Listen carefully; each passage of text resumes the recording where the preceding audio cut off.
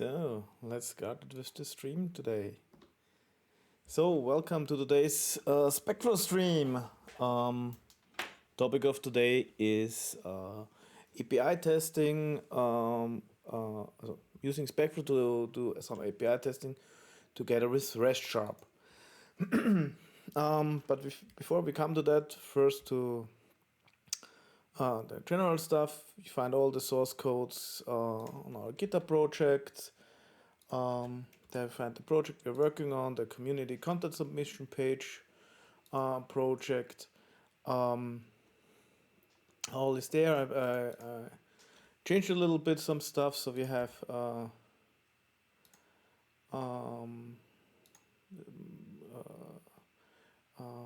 the branches. Okay, it's not yet pushed, but we have for the different. So last week we worked on the screenplay pattern together with the automation panel. You have there the branch to check this out. There's also a branch then for our work with page object, with the page object pattern. This is also there in a separate branch to see it. And yeah, if you want to see all the recordings of the last streams, please go to specflow.org/YouTube. It's our YouTube channel, and you find all the recordings of the last streams there. Also other stuff. Best thing is to subscribe to our YouTube channel, then you get a notification when new stream recordings are available. It takes us some days normally. Tuesday, Wednesday, second week afterwards, the video is uploaded. Good, but let's start with some API testing. So I did some preparation this time for today. So what we still have is we have our yes, I want to install the certificate. We have our community content submission page. This is a small application for our community, the SpecFlow community, can submit us interesting stuff that we then also can share with all others. So it's a simple form. We have the URL, the content, what's typed for, your email address, and some description, and some privacy policy form. Then we enter here something. It's a presentation.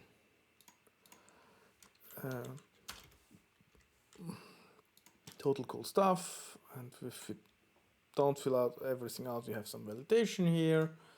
And if you have it, it's submitted and gets here. So what this is this page. We're using ASP.NET MVC. ASP is the .NET Core version. So ASP.NET Core MVC. We're still on .NET Framework 3.1. I did not yet upgrade it to 5. No time for that. So this is the application. What we did also is we have here our specs project, where we have our feature files from the last streams, which we already automated. In this case with Selenium and Boa Constructor with the screenplay pattern. This is the screenplay pattern implementation where we continue on. What I prepared, what the idea is for today is, currently this is the application it doesn't use AJAX. So we make a normal form, we make a form against another controller, against another action, to save this and then make a redirect. And the idea is, for API testing, we need an API. So the idea is to use to convert this now to a more to have APIs, to have a web client, and with some AJAX JavaScript calls, we make this more dynamic and don't need cold page reloads for that. And to be able to test these, I created now a new API specs project, and it has the same. It's a copy of the specs, and I stripped down the stuff that isn't needed. So we have some the scenarios that are still valid. So we have this type. So the first thing what we are doing is that we get this the content of the combo box not via the whole HTML, but with an AJAX call afterwards. So get this dynamic from this. So this is the first one, and then we have some scenarios for checking the privacy policy and submitting. So the two APIs we will have is one to get all the entries for the blog post, that for the types, and the second one is the form submit when we send data there. That's the idea to do this. And yeah, then let's start. If you have questions, please ask them in the chat. I will monitor it and that I can answer your questions immediately. Good, let's close this all. So let's start with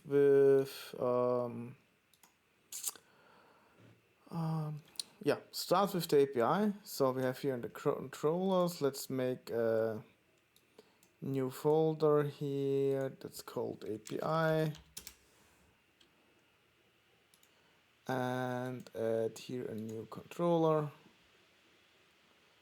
MVC controller, API, an empty one, cool. And values controller, that's our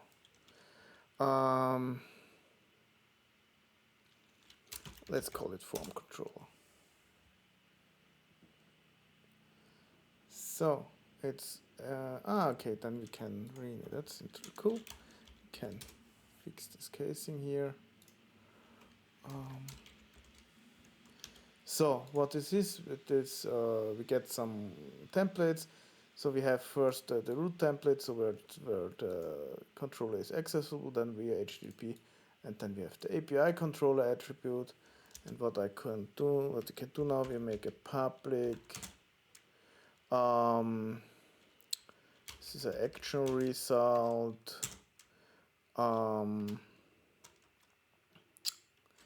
Types. Available types.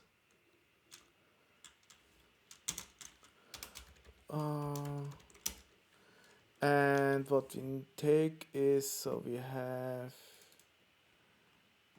it currently in the view. We have it in the view. We have hard coded them here. Let's make here a private list string types equals new list. Let's copy them here. So we have the blog posts. We have books. We have presentations, videos, podcasts, and examples. So nice. So, and what we can do is let's make a model for this, what we're returning here. So let's make also some API models. API new class. So this is the AvailableTypes model. And what we will have is we will have the list of string with the types, and we have the one which is selected type. So what we can do now is we make here var model equals new available types model. The types equals, these are our list here, and the selected type is our blog posts. Nice. And then, so what we are doing is we're doing making the API is an HTTP or API, and we're running JSON, so we can then generate JSON result with the value model. And what we need to do is here put an HTTP get here. So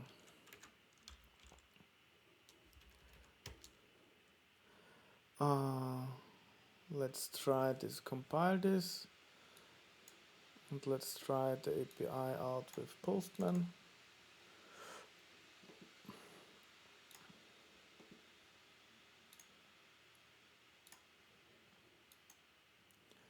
So it runs. So let's start the application. So we have it here, so we need the URL. And here is Postman. It's a nice tool to make some API testing manually. So we want the HTTP to get here, and then we have /API. Our controller is called form, and then the action is available types. And let's see, we have a get and send, and we have an SSL problem, yes, because of the development certificate. So, and we getting 404 not found back. So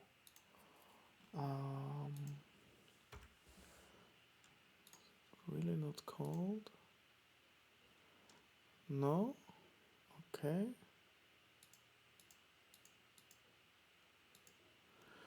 Okay. So what is going wrong here?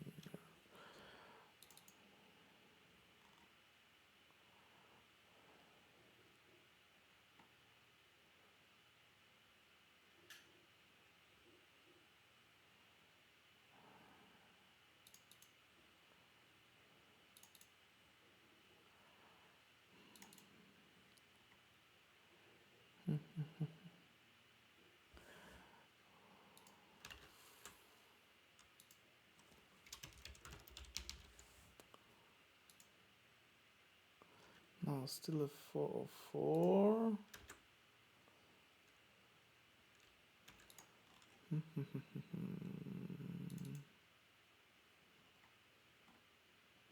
Controller.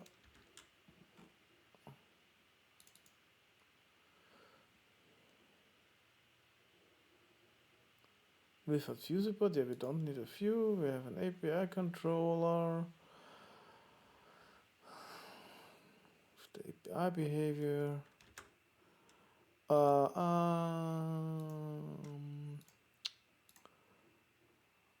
Headers. No. Parameters. Settings. Where is it? You can headers hidden.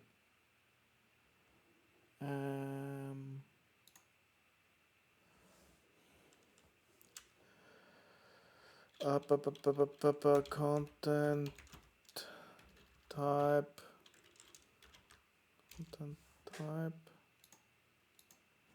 Then there is some application JSON. Do we need that? No. Good. Let's. Is there something? Content root path. Nothing here.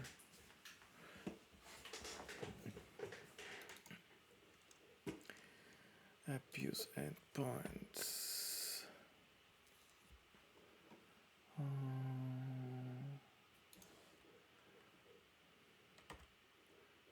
Let's start this here.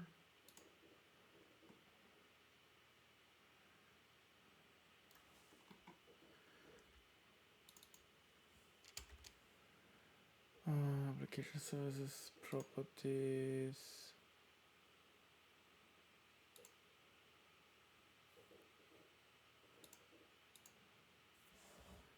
So it's not here. Why don't we get an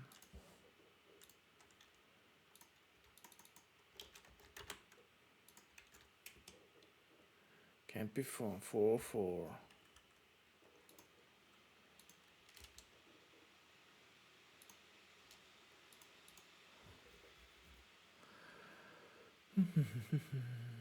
Not found.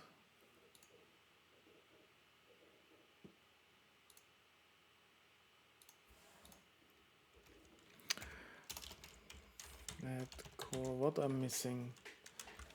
Controller. 404.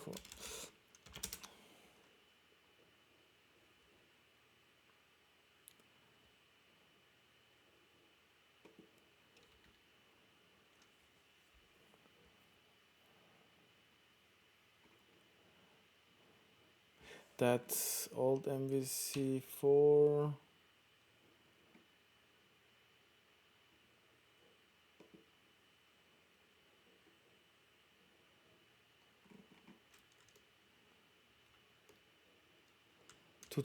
This is also not that core controller. So what I'm missing? So we have the controller base. Yes. We have this. Has many transits 2 or 4 attributes.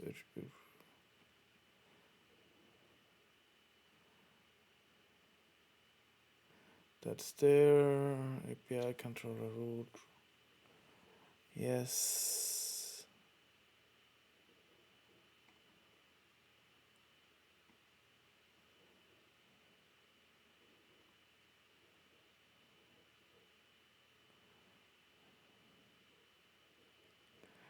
Actually, have the actual result. HTTP GET. Don't have any parameters.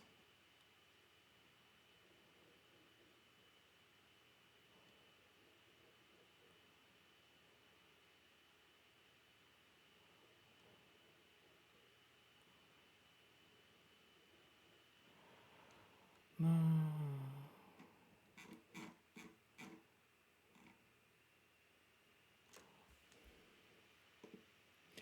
Let's have a look. What I'm missing here. 3. So is there something in the trees? No. Development? No. Forecast. That's the model. No, that's not the model. So we have a startup, configuration.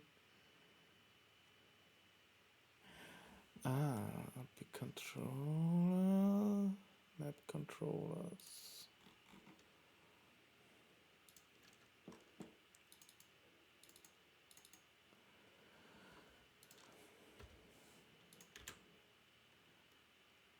Endpoints map controllers. What does this do? Endpoints map controllers. For controller actions, any route. That's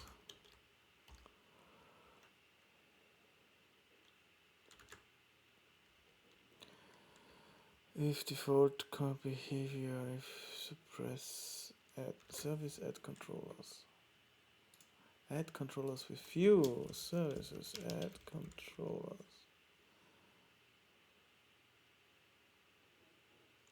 This method will not be used for views or pages. So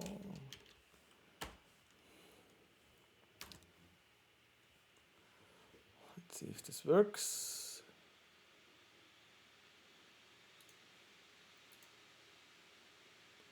Still not found. Okay, this was not enough. The program is nothing usual, so let's have a quick look at the pets controller. So much regions. Root controller, HTTP GET, action results.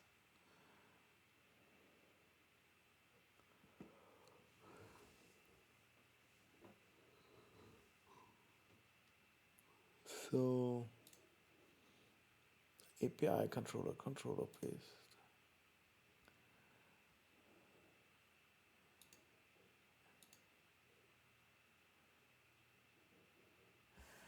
We have to an HTTP GET.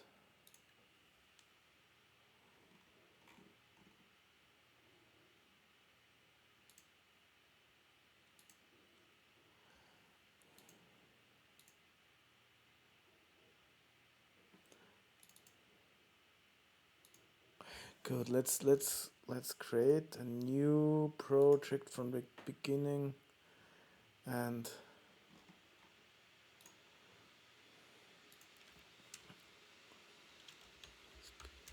add. There is it.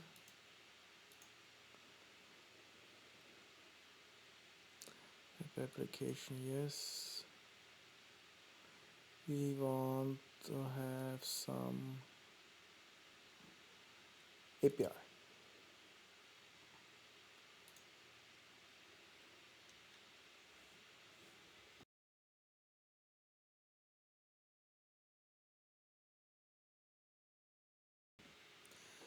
So let's compare it. Oh, it's okay. It's looks like the weather forecast.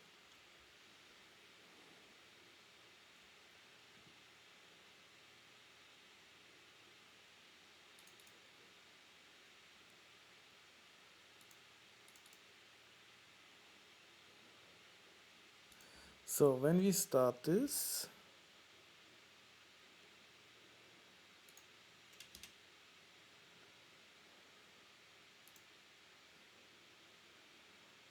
okay, it immediately starts calls the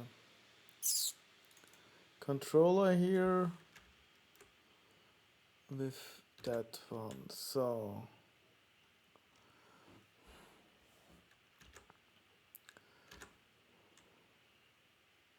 controller base API.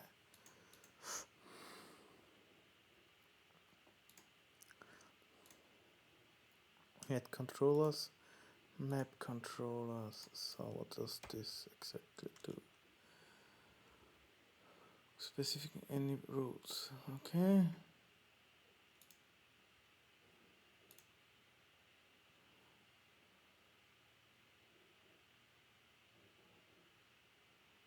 And add the default. So we have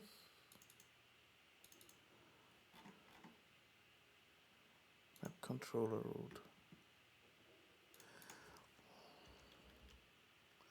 It's a name default, and this is the pattern. Endpoints, map, controllers.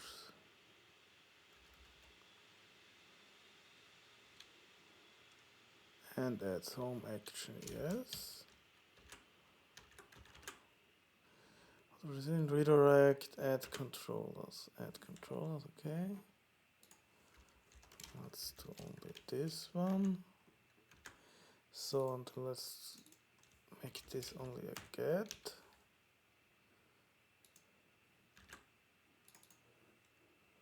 API controller root, controller base, get.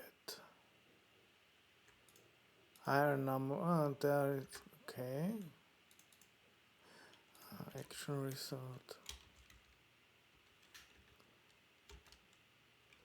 And let's return an available types and return only the model.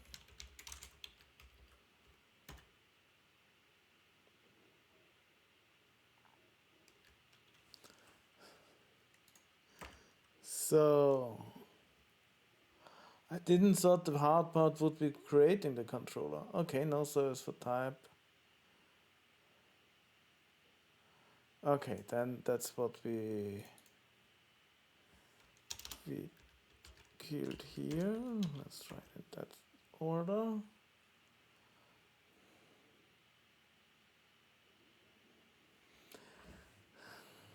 So it's starting.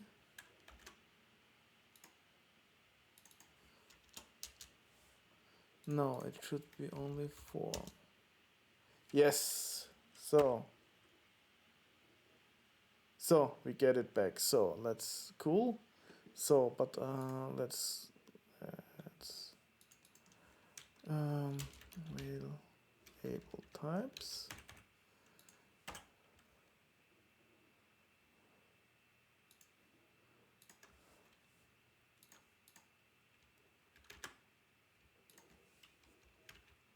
So it's running.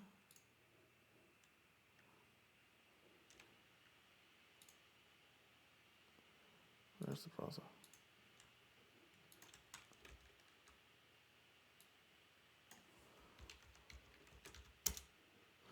Okay.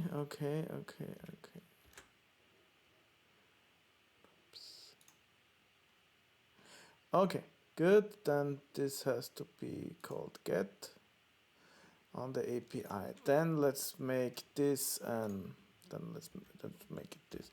Then is this now the AvailableTypes controller?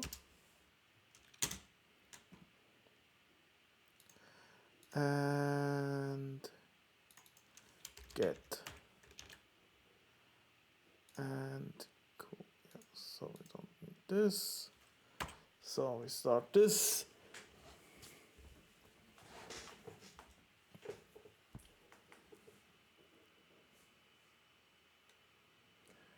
And now it's AvailableTypes only. Send. Yes. And when we have a look at the JSON, what we're getting is we get an object with the types. There's a list, an array of the stuff, and then we have to select the type of blog post. Nice. So finally.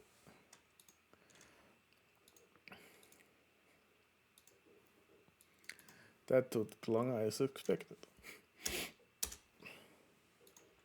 So we can close this. So now we have our first API available. Let's test this. So let's make a commit. Open git changes. Add AvailableTypes API Controller.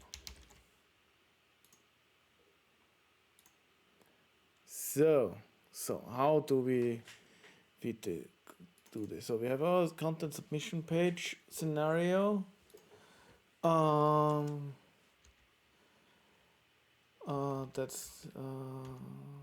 we don't need the when step. Yeah, the scenario is not that good. Then you can choose from the following types. Type should offer a list of unique entries. Yes, that we still have. Content submission page. Let's rename it to API. And choose from the following types. That's okay. So let's make some steps for this. That's the old one. We don't need this one anymore. Let's make a new step class. Add new class. Available API steps.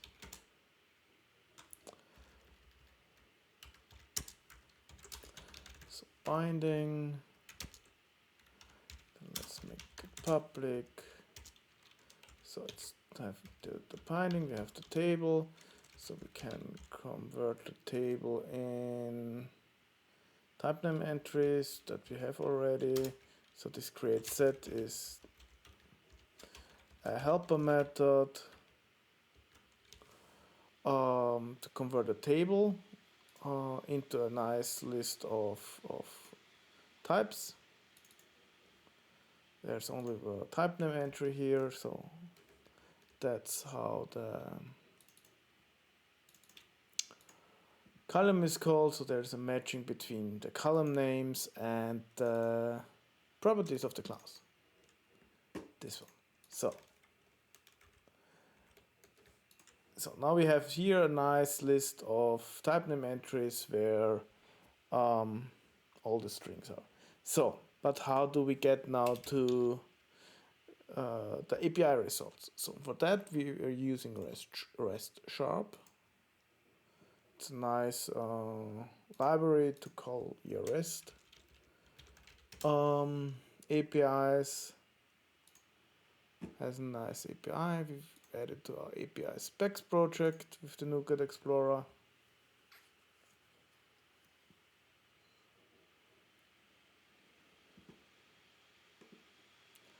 So, and now we have a new RestSharp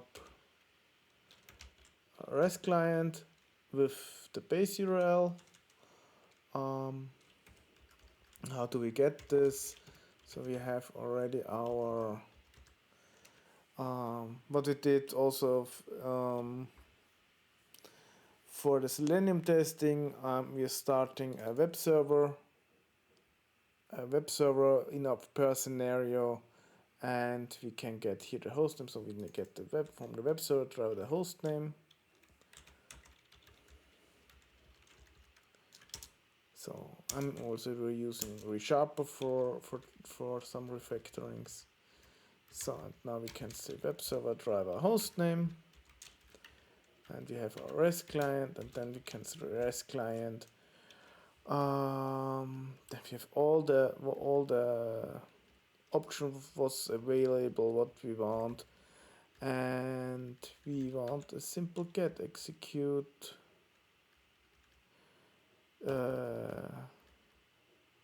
There we have async, so we have here the gets, and we need a new, we want a JSON request.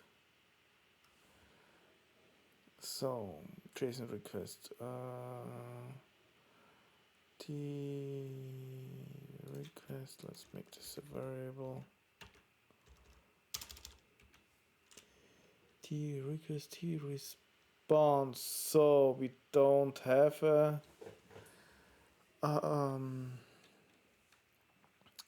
we don't have it stuff. Let's have a look. RestSharp. It's already some time that I used it. Get started. Okay, we need a normal REST. A new REST request. So the URI is from the URI from the notice instance, new instance of the URI class. Yeah, that's the one. But I would like to know. I think it's resource. It's the it's relative from the base URL. So this is everything from here, and we don't need a starting string resource. There's a string, cool, and then we have data format we wanted in JSON. And I would like to specify, we don't need the method because we have the get. Nice. where are REST response? So let's make this a little bit nicer. So to use RestSharp is first you need a REST client, which can instantiate simply and give the base address of your APIs of your website. So in our case, base address is where we host it, is on localhost with port 5001. Then we can, for every request, we make instantiate a REST request class with the rest of the URI URL to the controller and which format we want. And then we make a normal get, and we get now a REST response, and this has content and everything else. So the first thing that we'll want to check is REST response is successful, should be true. Let's, before checking the content, let's check if it's working at all. Again, if you have questions, please write them in the chat and I'll gladly answer them. So let's have a look in our test explorer. We have now the two test projects. One is the specs and the API specs. I'm only interested in the first one, and then we have this content submission. Let's execute this. And it worked, cool. So let's make a breakpoint. Let's have a quick look in the bug, what we're getting.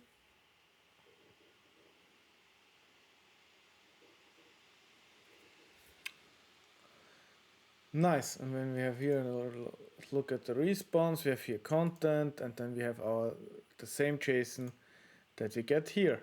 Nice.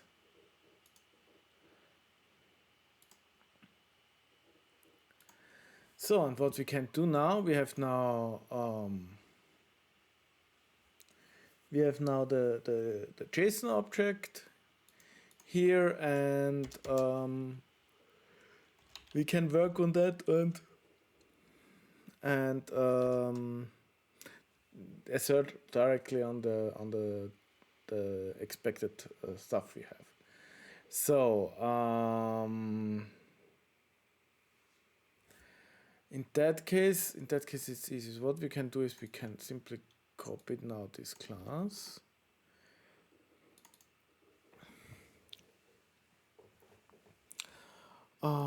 Let's put it here. Now we need it only here, so make here nested class. We can make available types. This is the response, and then we can convert this, and that we can use everything we want. Oh no, we have their type. You can have their type, get async, home timeline. Cool. So RestSharp can already change that. So get, the type is the available type response, and this is our REST requests.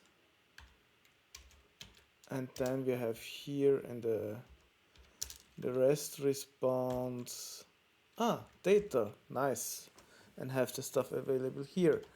Cool. So the RESTSharp is also doing the deserialization for us.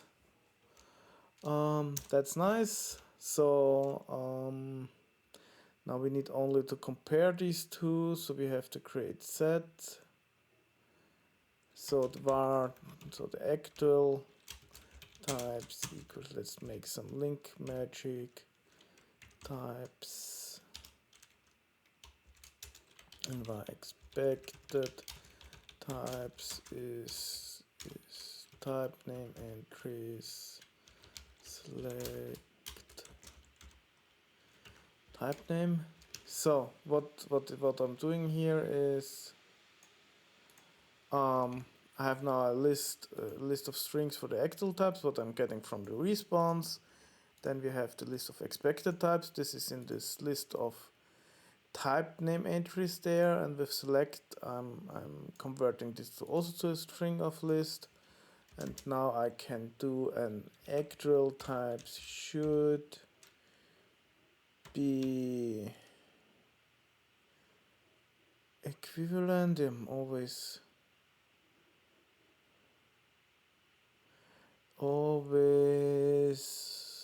as this is a collection of objects equal to another collection of objects. Yes, be equivalent to expected types.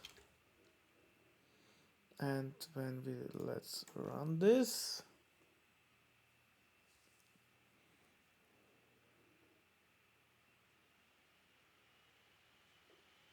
It's green, so let's try to let's break it.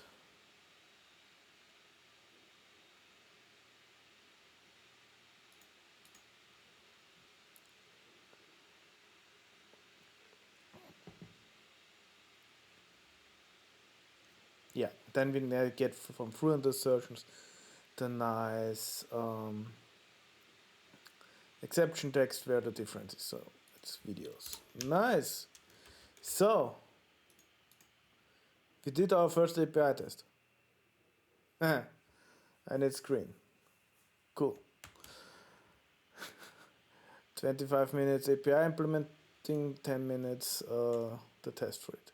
So, and what you see, so what I want to show you is if you compare these two feature files we have for the API. No, this was the wrong one. No, it's the right one. So let's put them side by side. So we have this scenario and this is this scenario because the others are not suitable for APIs because we only have here the API. That's the same scenario. So if you're using BDD and SpecFlow, then to automate your feature file, it doesn't matter on which level you then automate. Also, it doesn't matter. It's your decision on which level you want to automate. This time we have it that we are using Selenium to automate it. Here we're going against API, and let's finish also let's use this also on the view, the API that you can see it's okay. It's only one scenario goes against the API, one on the UI. So automate first.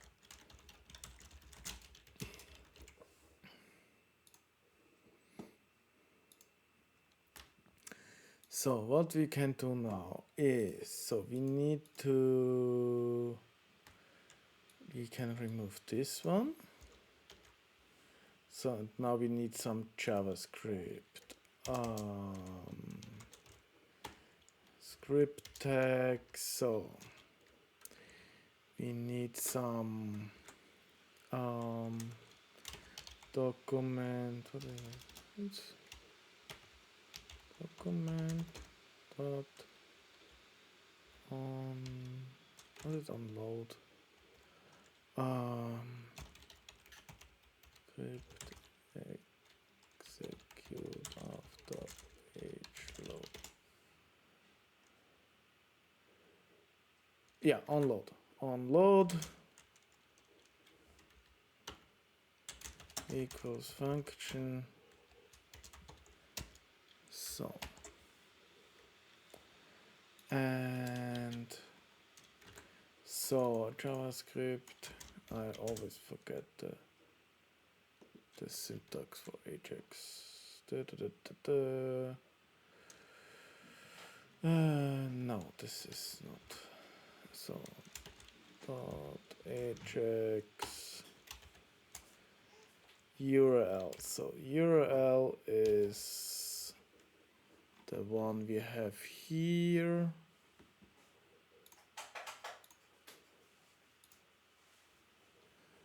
So where's the steps?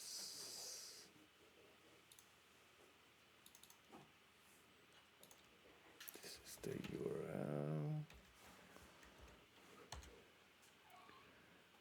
And then we have the options. And this is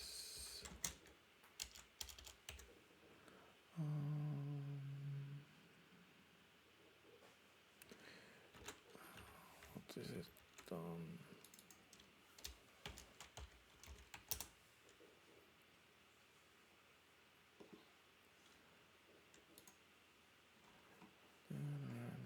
No.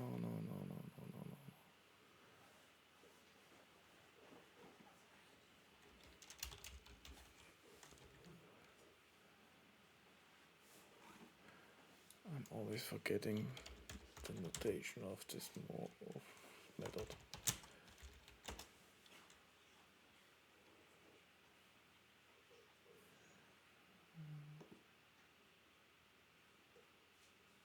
Yeah, that was the one. No. So here, you have the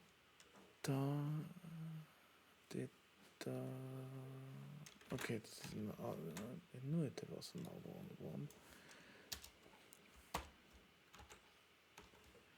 Put this on the second screen. So AJAX type.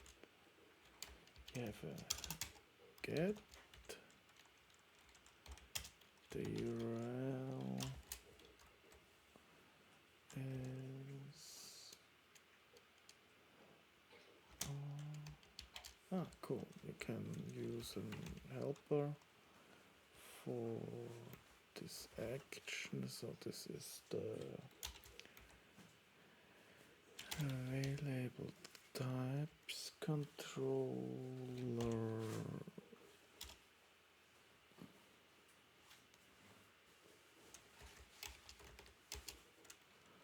And the action. No, it's first.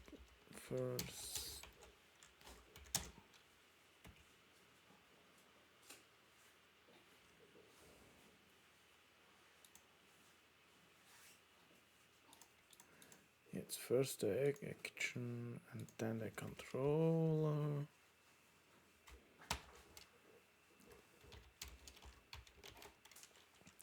We don't need a header now. We have no data, but we have a success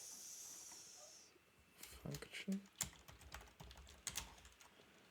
Result status message. And we have also an error function.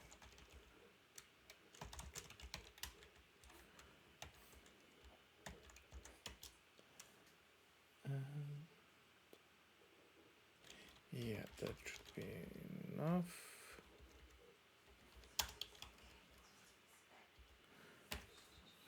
So let's make some breakpoints.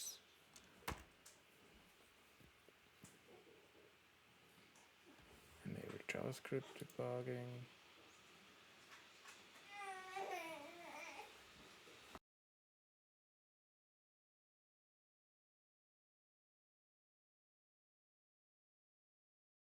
Good, the combo box is empty, yes. Okay, combo box is empty. Let's try to debug. We have here an error. Document is not defined.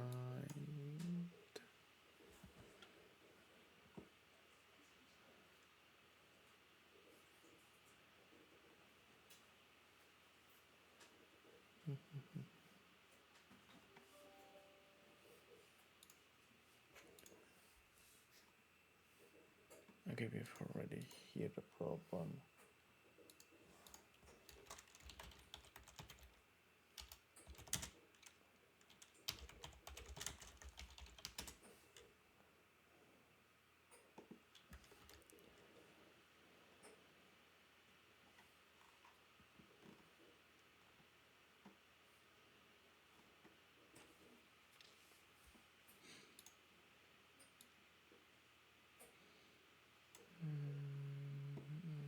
We have share.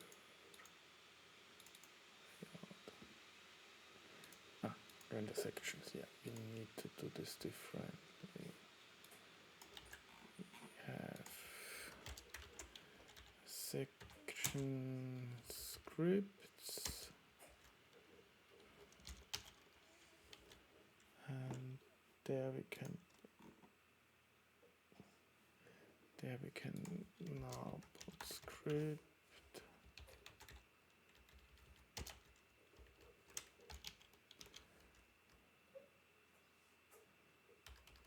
So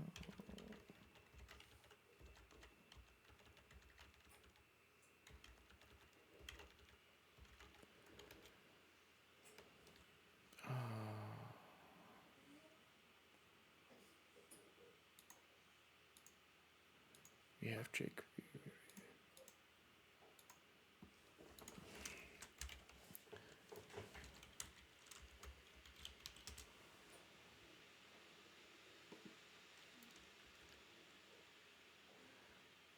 As we have jQuery, let's use jQuery.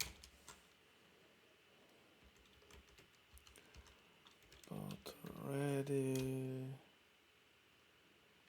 and the function. This is that.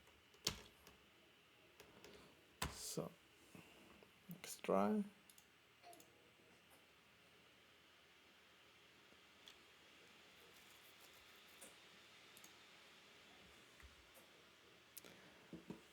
So responsive state of 404. Hey, this is more better.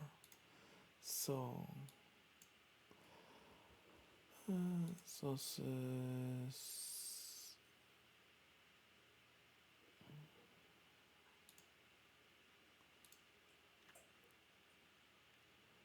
Yeah, we're missing API.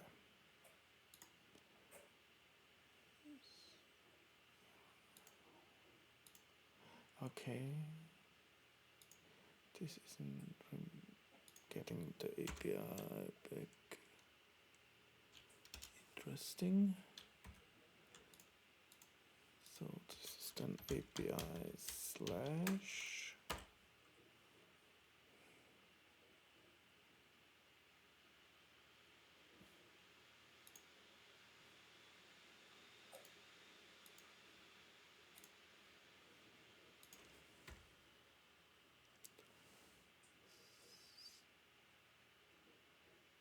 This okay. This EL action doesn't work.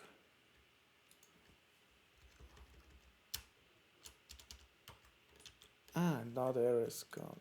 No controller here.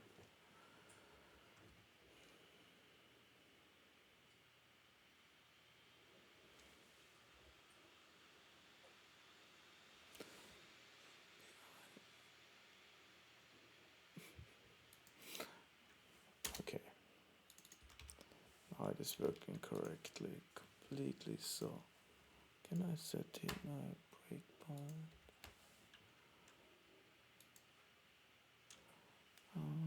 Script debugging enabled. Edge. Yes.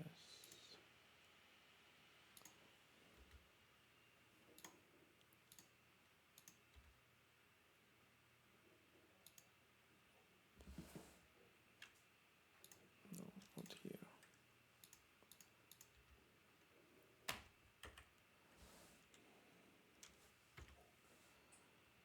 Console is empty. Nice. So refresh this. Network. Available types. And we're getting it back. Nice. So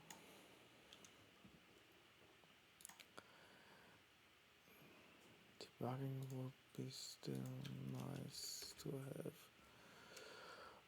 Good. We have the resource status and message.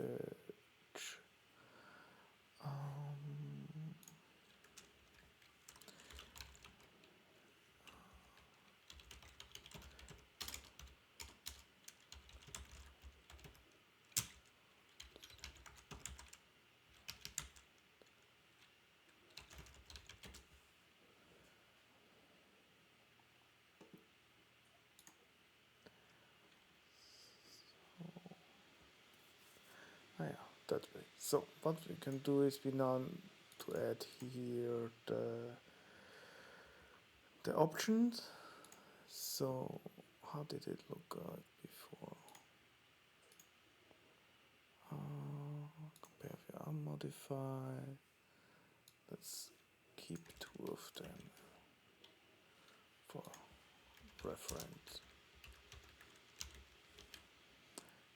So what we can do is what we need is to select, and this should be easy because we can. So I think we have an idea. Select element equals or command get element by ID, and this is txt type, and then we can so I'm not a big JavaScript developer. That was a for each.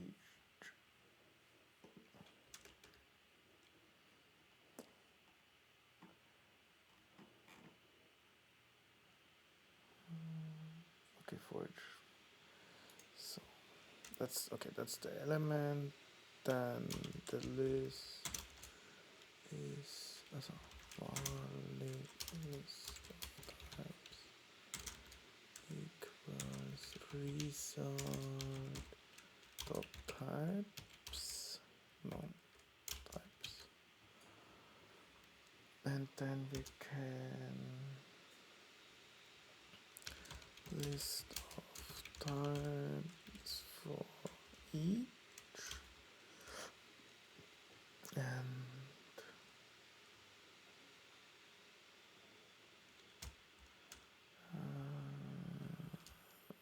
no. How we are doing this?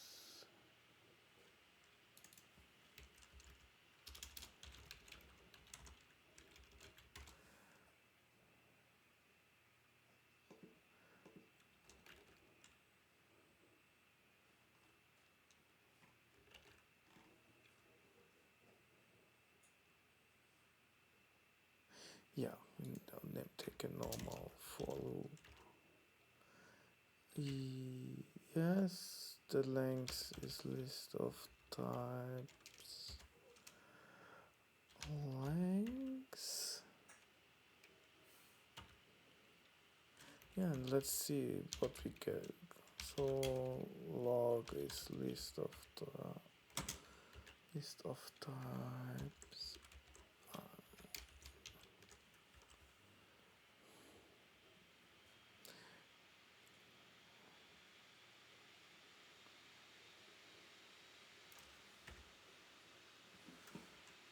Element is not a function. Okay, let's remove this. Okay, we need to compile new.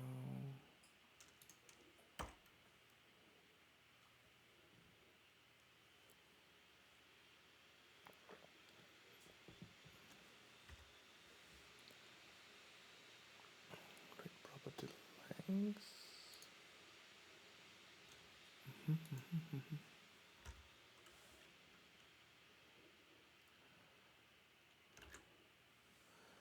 So sources.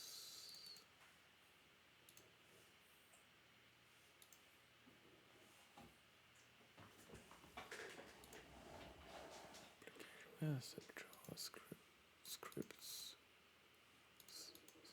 Oh.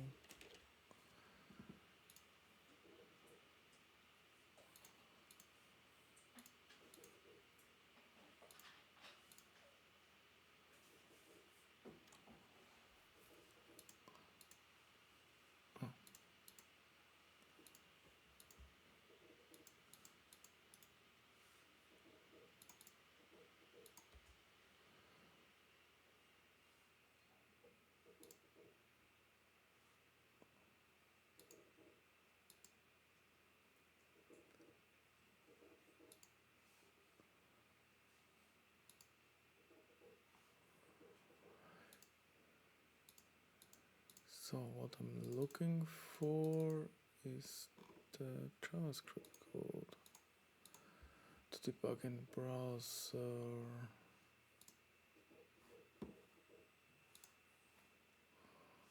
So this should be here. Content scripts.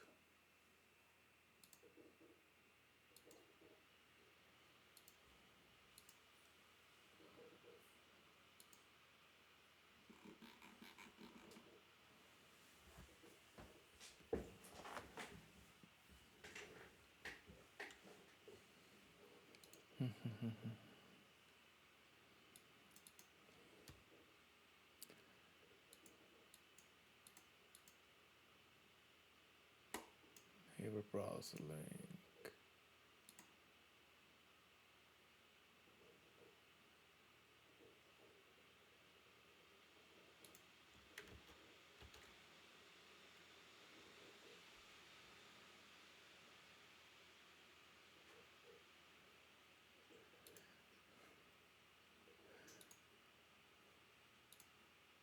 So why is debugging JavaScript? So properties, debug.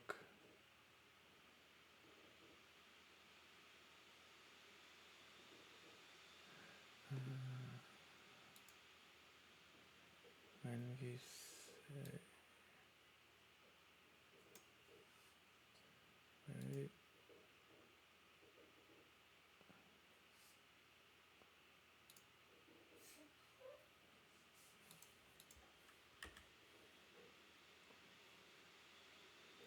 stack with IS Express. Still no debugging.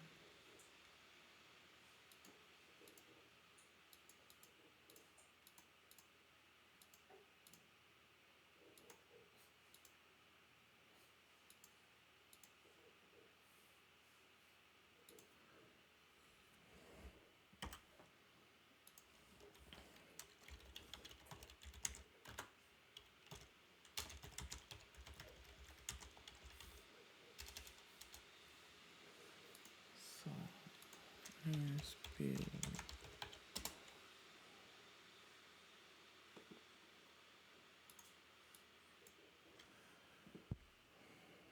Okay, JavaScript.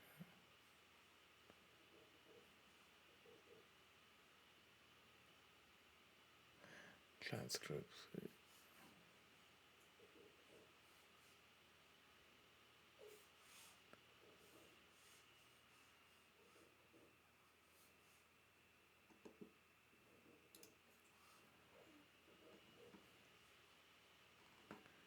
Yeah.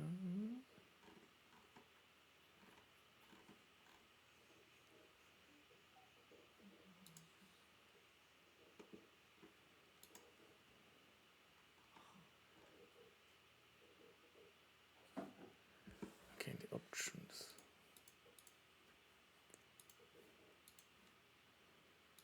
So let's have a look if this is enabled. Enable JavaScript.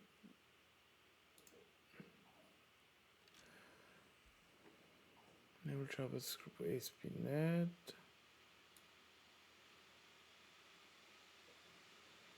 Enable using multi-target JavaScript. Let's enable this also.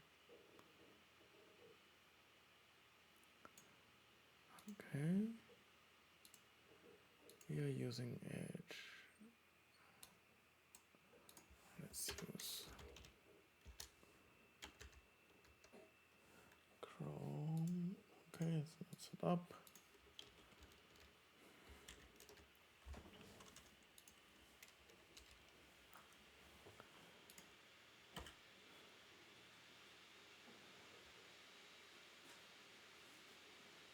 Yeah.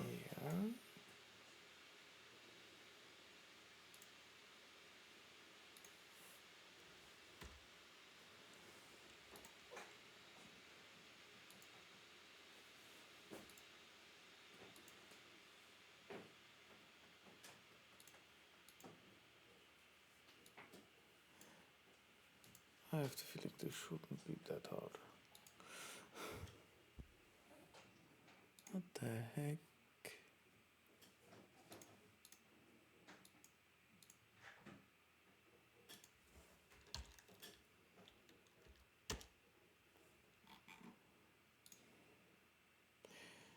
Do we have to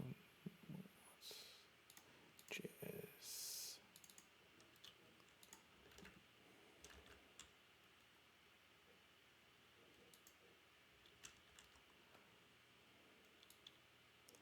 When we put this code here, so I'm at the level where I want to get it to work and not to be nice. So I'm happy if this is working, and then let's see. But I really would like to debug this JavaScript. So finally,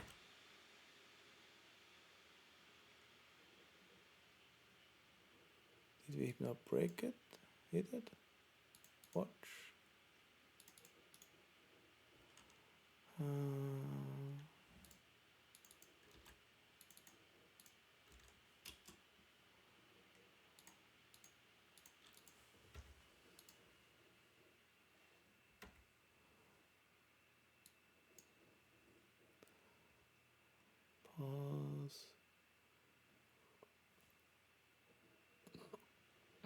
Pause on exceptions.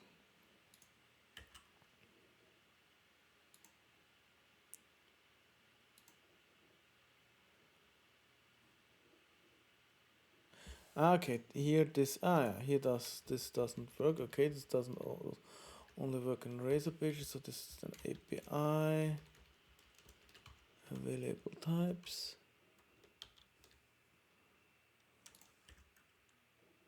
Okay, we have to fix this here.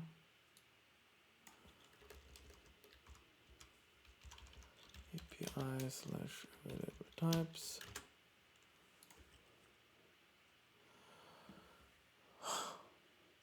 Finally. Yeah, when the AJAX call isn't working, we don't get this here. So list of types, step into next. F10, so standard. So F10. List of type is why it's undefined. Result. It's lowercase. And now it's working here also.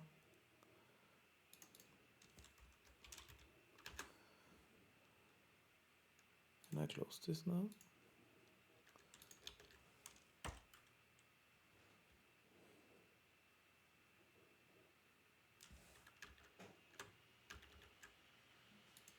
Now it's working. It's only working in JavaScript files and not in inline scripts. Okay.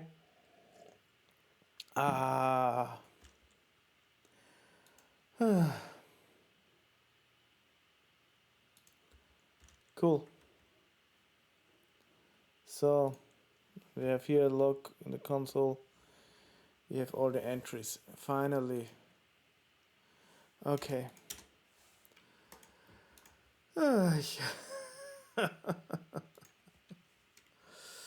Good. So we have this. Let's get let's get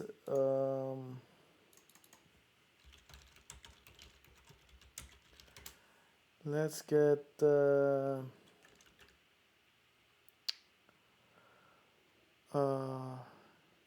select filled in. So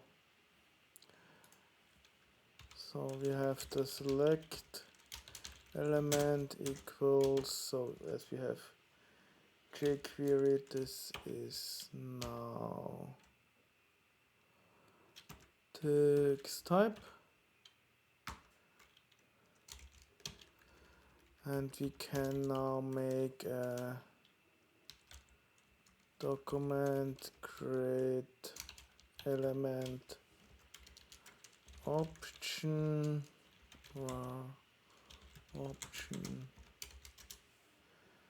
and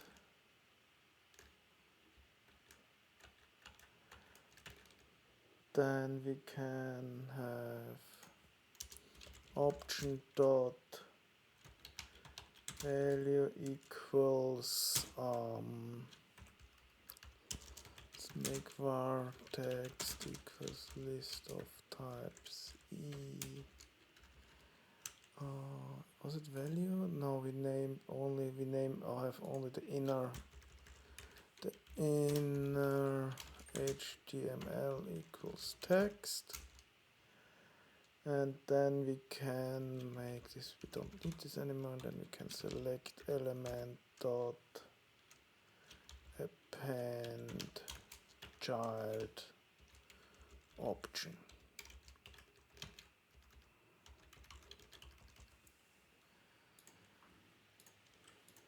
Here breakpoint, let's start this.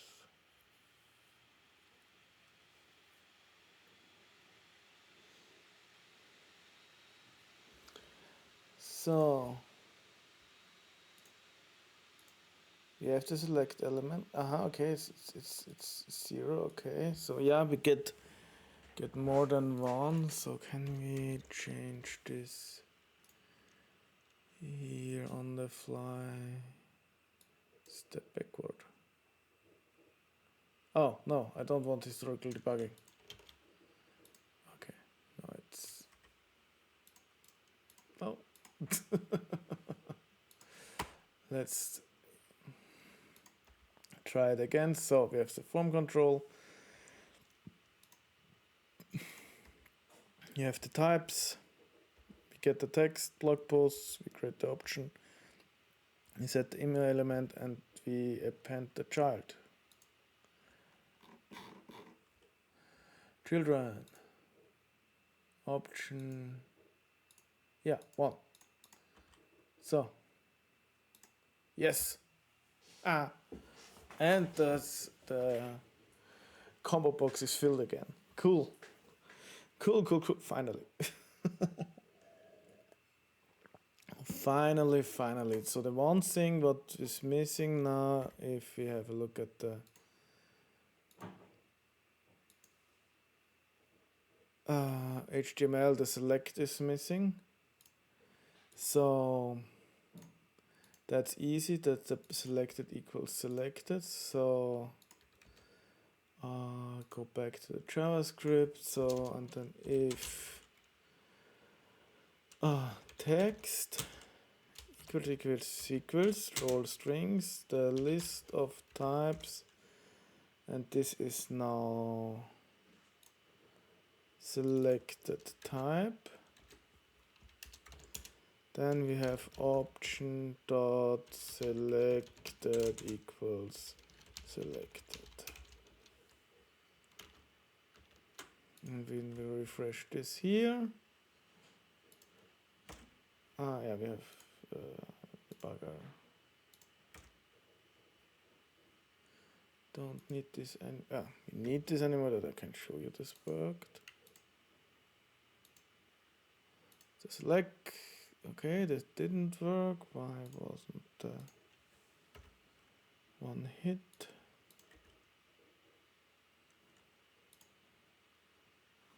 Blog posts.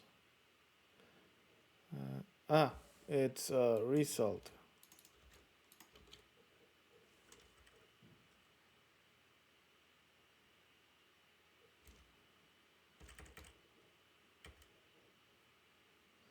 Yeah, so once again. So if the blog posts and blog posts. And what?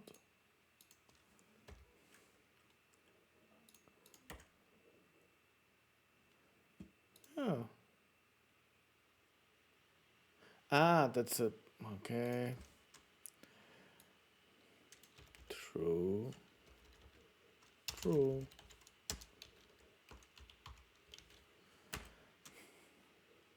Again.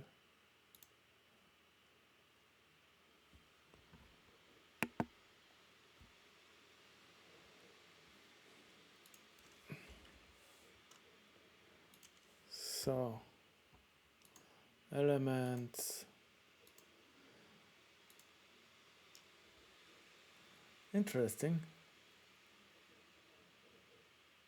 We are definitely there.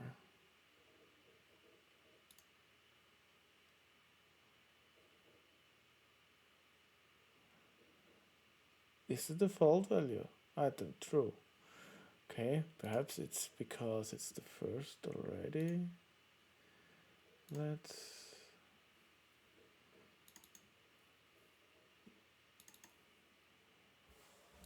what is happening if we videos?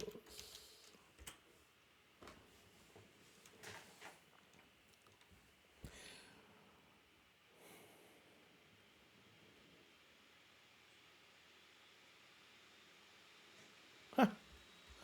Okay.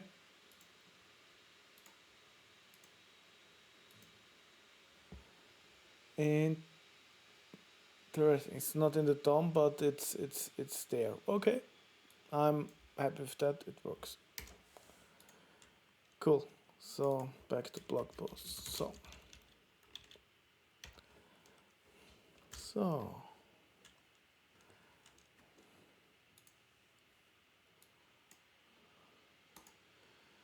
and let's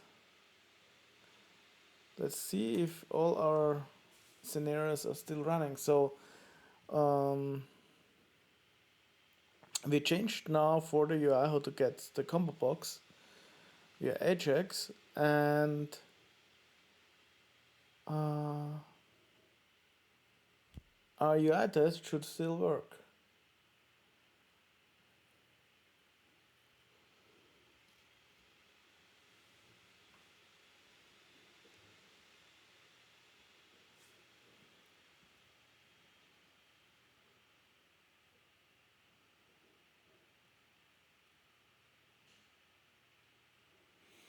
I should probably go to some headless mode for the next time. That's not so opening much.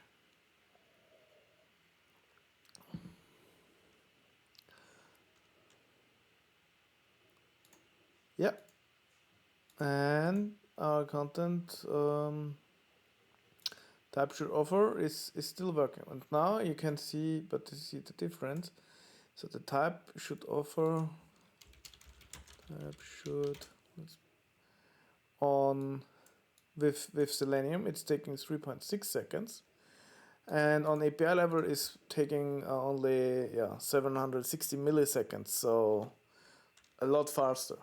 This is only one scenario, but if you have a lot of scenarios, you will see the difference in your test execution runtime. So finally, load type values via AJAX from server. So this is plain JavaScript, a little bit of jQuery. If you have a bigger project you're working on, I would then go to something with Angular or React or Vue.js or some bigger framework. But for this, what we are doing here, this is enough. This is easy enough. And yeah, cool. So short recap what we did now. Our goal was to move to get the available values from the combo box. That this is not hard coded in the HTML. We get this dynamically from the server, and for that we created an API controller. An API controller where we return this data. This is submitted via JSON. Then we implemented one steps scenario I had already that uses RestSharp to test this API, and you see RestSharp is easy. This is three lines of code to get the result of your API in a type-safe manner. And after that, we also adjusted the the UI that is loading this via JavaScript from the server side. So that's easy.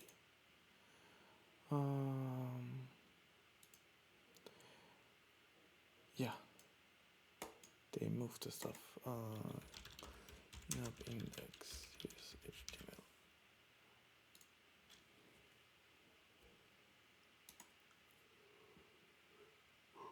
Cool. Sorry. Good. The other step what we have, the other one what we have is yeah, and we got debugging to work. Don't write the JavaScript inline in your Razor pages, but put it in the JavaScript file. Yeah, you always learn something new. So what is here wrong? Why is there yellow blue squiggles? Make read only. Okay, make read only. And what is the green one? Okay, this. Now we add API to the appreciations list.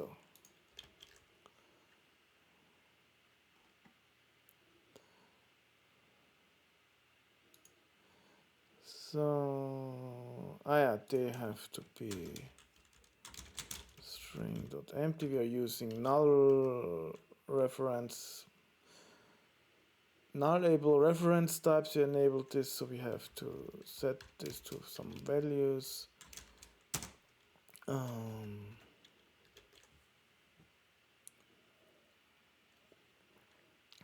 That the compiler is heavy. Any other thing? No.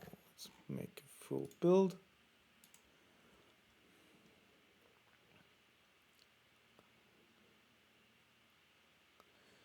Good. Cool. Let's commit this. Remove warnings. So we have that. So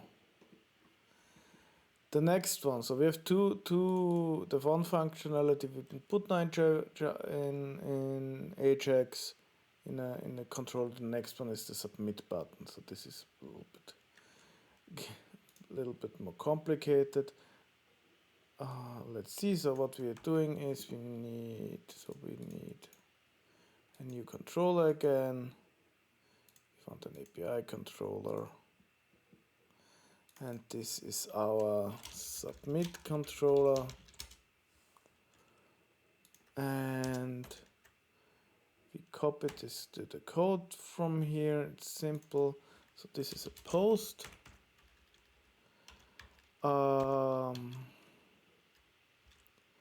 This is a post, and then we get our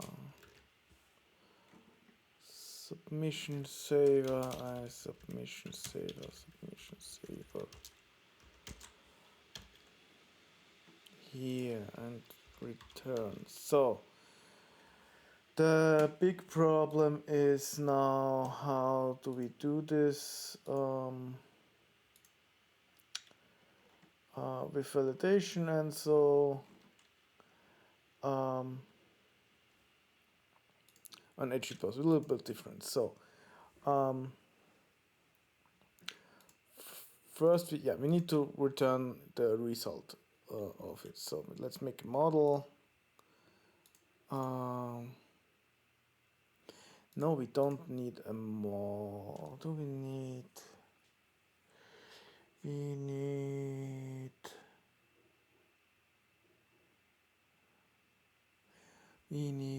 What do we need? Let's make it easy. We don't need a model. So this no,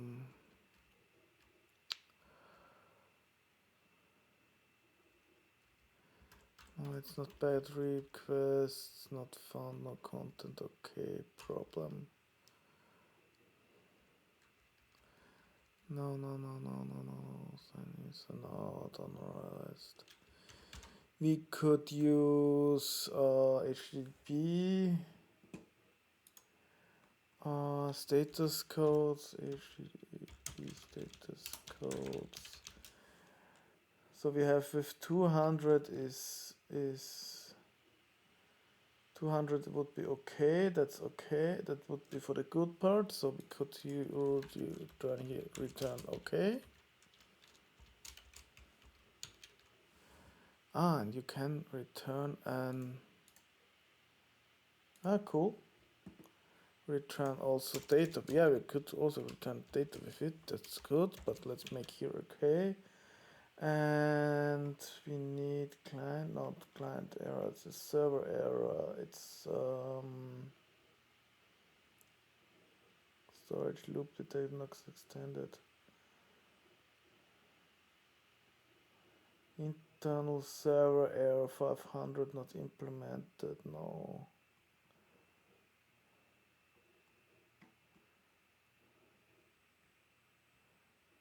Better client, better 400, bad request. Not found, not allowed, not acceptable. Proxy, conflict gone. Unsupported.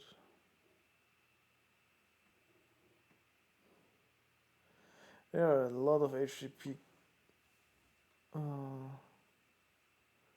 status codes. Let's get made bad request because there's stuff missing.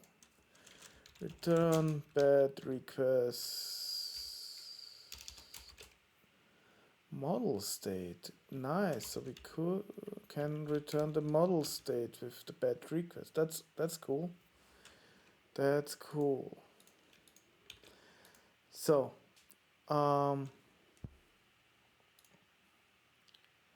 we have now, we have our post action. We get our normal model that we had. We make a validation. I think we need to do. No, that's okay. We return a task action result. Let's see if it's valid. If it's not valid, we return a bad request with the model state. If it's valid, we continue. We save it to the database and make an okay. So no.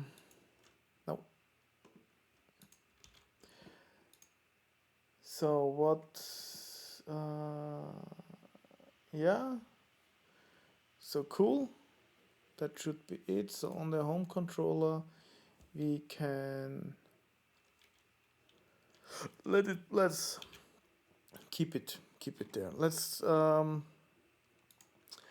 implement our steps. So we have this is interesting. So these are the same scenarios from the Selenium automation stuff, but let's perhaps rephrase them a little bit. So if input from submission page is saved, so input from, we don't have a page, submission is saved. Given the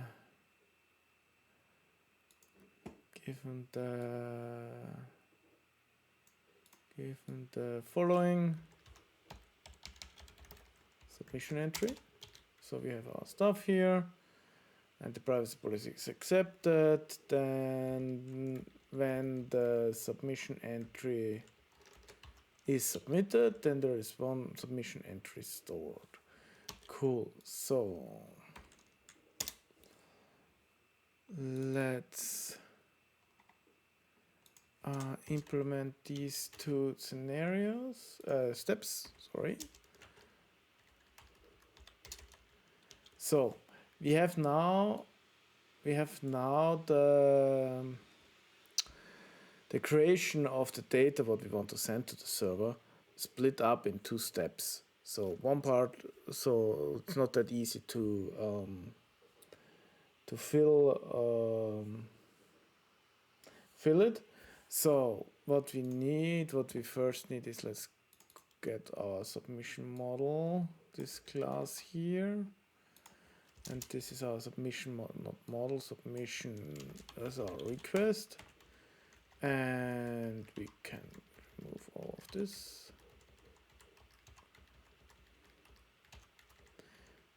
This is simple the request object to that we sent them. So what do we do now? So what we can do is we simply save this as a field here, private submission request equals new submission request, and then we can simply say here privacy policy accepted, submission request privacy policy equals true. The table is a little bit more complicated. That's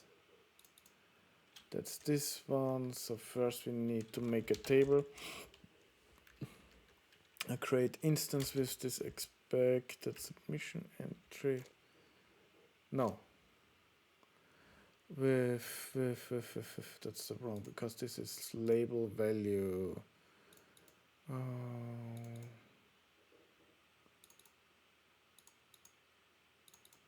It's this submission entry form row.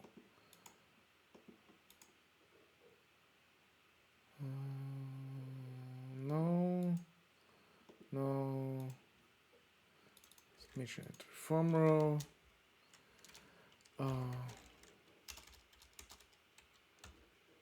We don't, no, that's an instance, it's a create set. And yeah, that's now a lot of boilerplate code. So switch row object label to upper. Then we have our usual switch statement, what we implemented already 7 times or so. Let's get quickly this switch statement with all the values. We can remove this. And now it's simply a submission. No, it's an submission request URL equals row object value. Submission type equals row object value. Submission type equals row object email. No, value. This is email. Now I'm getting quick, and the last one is description.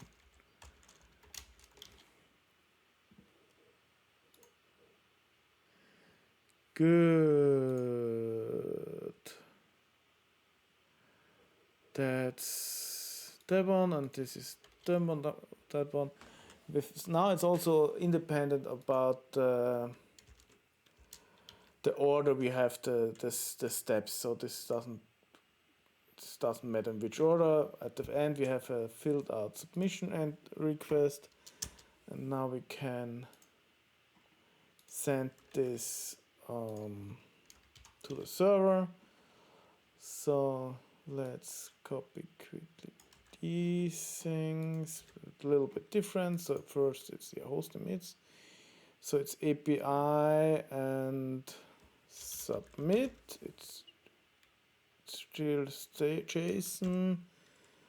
The REST request has some body.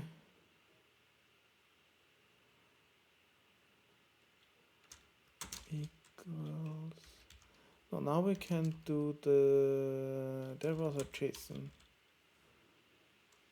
request.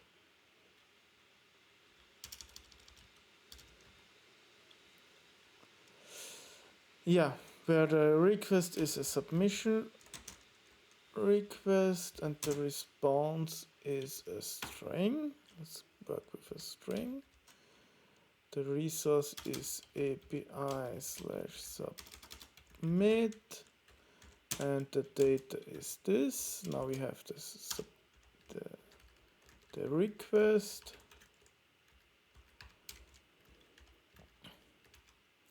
and then we make a post with this REST request, and REST response content is a string. That's okay. So let's make here the breakpoint.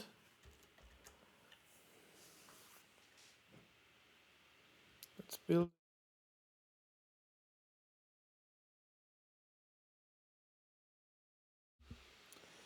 So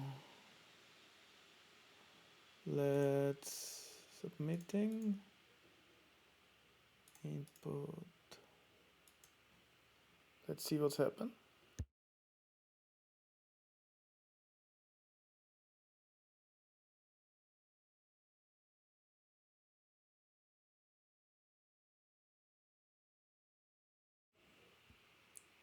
Okay, it's green.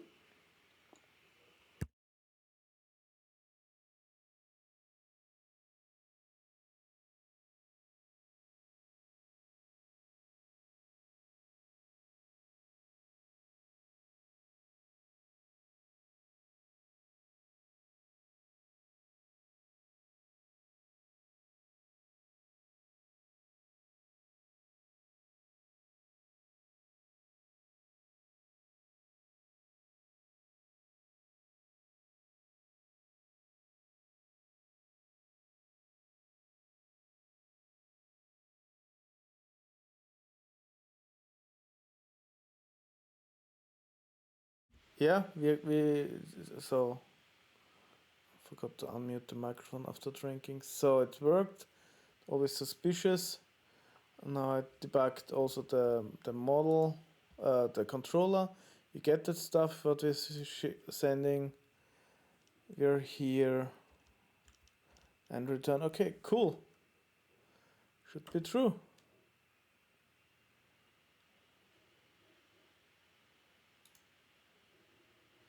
So, but we, and then we can, yeah, there's one entry. Nice.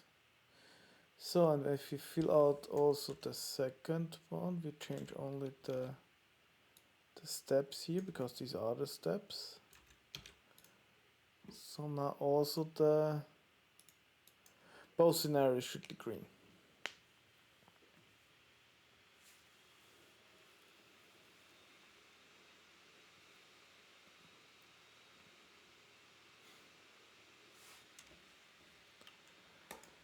That is fast, 78 milliseconds.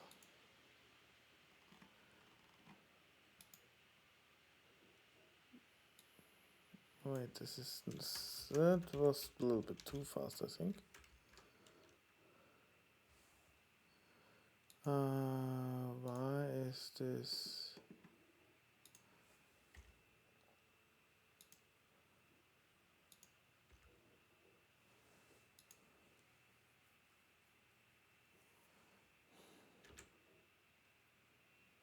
That's a little bit too fast.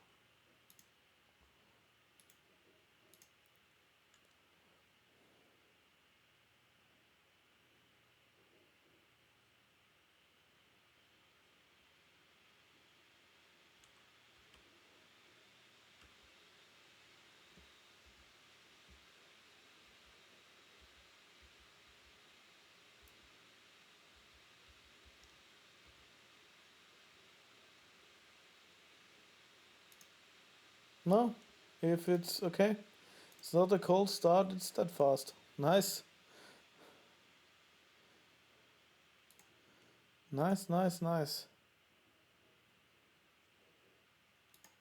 So, let's run all the specs.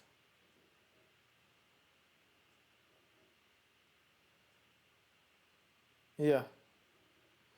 The first scenario loaded stuff, and then the other ones, they are really, really fast. So we had 1.3 seconds. The whole specs were 50 seconds. So, yeah, a little bit of difference. So let's have a look at at these ones. So submission form is entry. We change the bindings a little bit. So this is submission entry is submitted. Submission entry is submitted. So, but the privacy is not accepted. It's not accepted. Okay, this is missing. But that is easy because this is only the same one as this, but submission request accept is false. Entry form is filled. Submission and given. And submitting of data was possible. Okay, this is interesting. This we can do not different because in the past we that's cool. That's a cool binding. So in the past we looked at for the Selenium we looked at the URL if it's successful, and now we can look at the HTTP status code. So we need only to change the steps a little bit. So this is the steps. So what we now need is this response. This is what we are doing here. This should be probably not here. But what we can do is we can save this and make this the submit form response, and we save this as a field simply. And then we can say here in the second step we can access this with submit form is successful, should be true. And the same one can be for the not possible, that's a should be false simply. Is successful, should be false.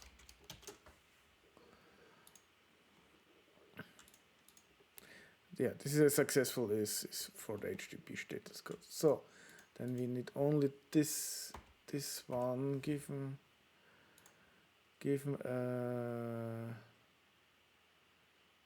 entry is field mission entry is complete. Complete is good. And what we are doing here is okay, we need to split this up in the future. So what we already have is we have the where is it? The submission request. Genau, yes. So we have this already. We only need to fill this out with news with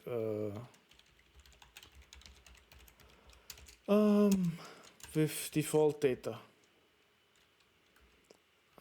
Type equals blog post, mission email is someone at example.org,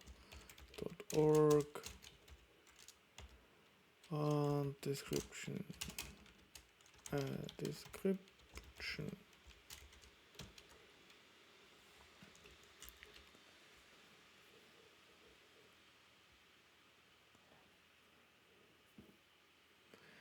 So now they should be all binded. Let's execute them.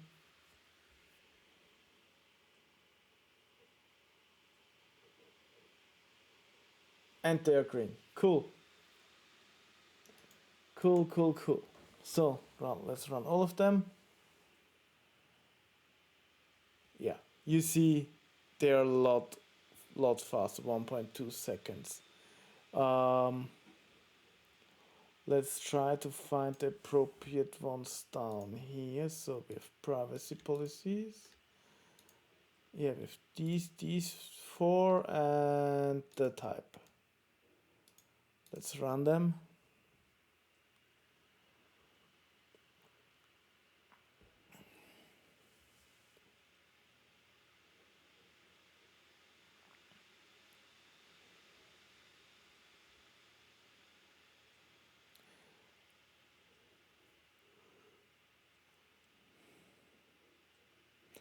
And this was the last one, or no, one more.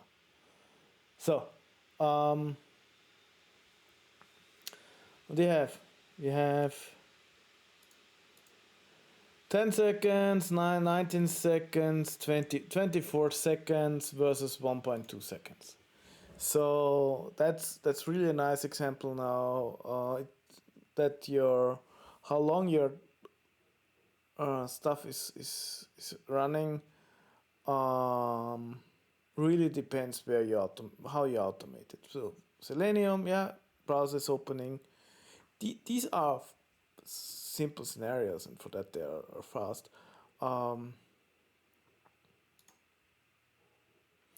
But still, the 28 seconds for 5 of them, and this is 1.2 seconds for 5 of them. So it's lots big difference. Good, but let's commit this. So yeah, what we did do, we made we moved this data submit to an API controller, and we implemented the steps.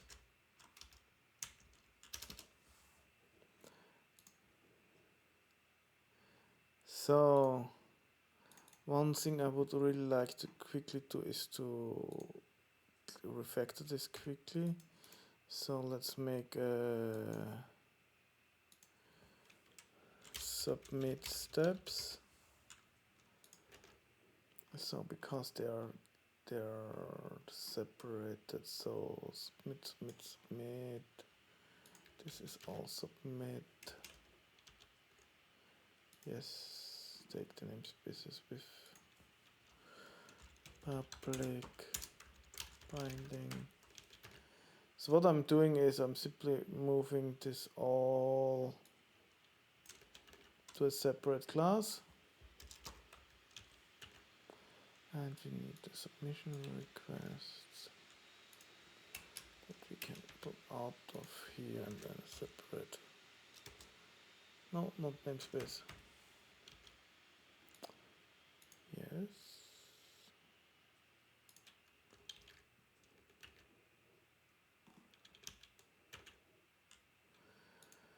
So what is could not be found? It's here.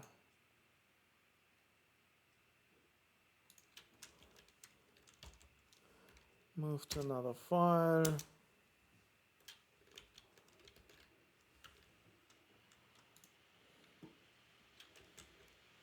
This real errors or is this fake errors? Okay, could not be found.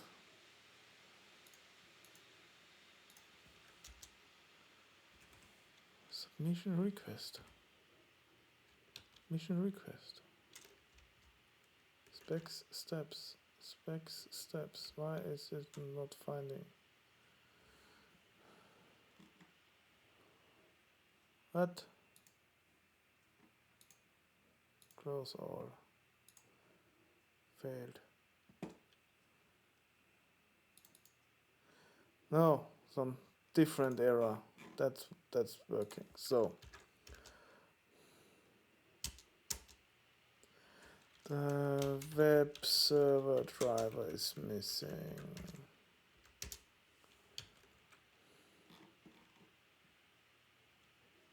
And this is well, because this is not anymore.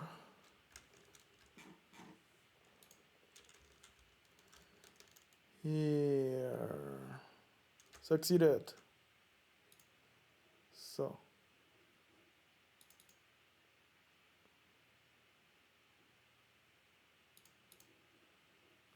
RestSharp, huh?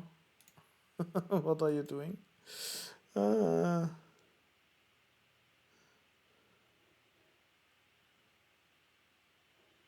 So, all succeeded. No idea where there are errors here. Are they not account? No, okay, then let's restart Visual Studio.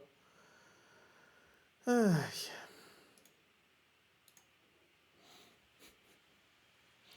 I just wanted to move some methods.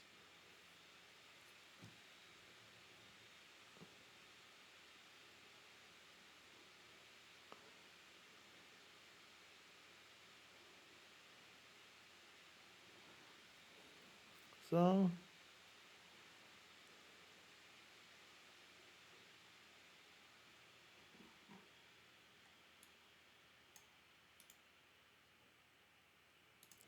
rebuild all.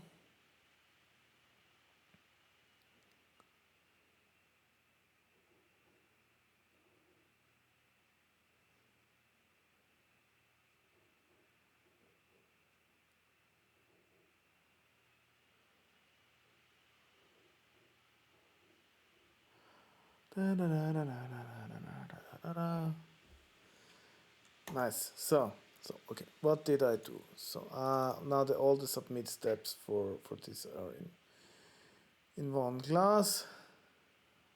Um, um, and we have here now some more state than normal. We have the request and the response for it. And for the request now is simply to create the request and have it then available for the submit. So this is given. This is arranging the stuff, and arranging in that case is setting up the request object that we want to send. Then we have the when step where the action is, where we submit it, and that was it. We don't check it, and in the then where the assert is, then we are looking if this was successful or not. The action that we can move up with Control Alt Shift, you can up and down, you can move the whole methods up and down. Cool. And yeah, and again, also in that case, 3 lines RestSharp to submit the web API. It's really easy to use. Make some object that looks like, make some class that looks like your request, and fill it with data, send it there, and everything. And you can adjust everything what you normal have on HTTP request. You can all adjust here with credentials, methods,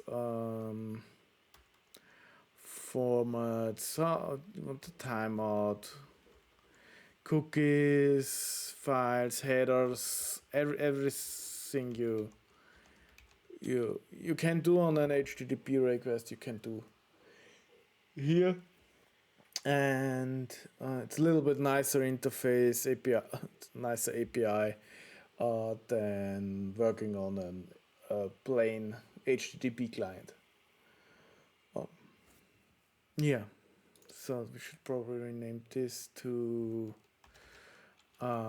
Available Types API steps.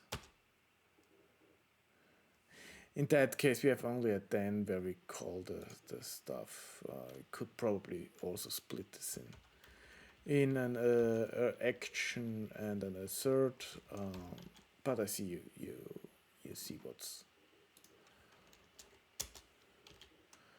about. Good. Let's refactor step definitions. So I think you got the gist about how to use RestSharp with SpecFlow. It's easy. It's really easy. So most of the problems I got with creating the control and then with JavaScript that we learned now, also how it works, but the rest that's really easy. What's missing here? What's missing here that we change also the application to use the API. For that, isn't enough time for today. Perhaps in the future we will finish this. but I think you got what's about. The stream is not about how to write JavaScript code and connect your web with your backend. It's about how to write use RestSharp with an API. And I think that's what we did. I would be happy to review pull requests if somebody wants to finish this implementation. Would be fun. Perhaps we look also then into the pull request in the next stream. And yes, next stream. So next week there will be no stream because I'm on vacation. So the next stream will be in 2 weeks, but there will be content from us. You will get on next Thursday a video, YouTube video with also a smaller section, so half hour, 1 hour session to a topic with how to automate something with SpecFlow. We have not yet decided it because half an hour is a little shorter, but you will have content next week to watch. Good, and with that, if you missed something from the beginning, go to our YouTube channel and watch then the recording when I uploaded it. Subscribe there, that you get notifications when we upload the recordings or other videos about different topics like the one for next week. And have fun, have a nice week, and see you on record next week or live then in 2 weeks. Bye.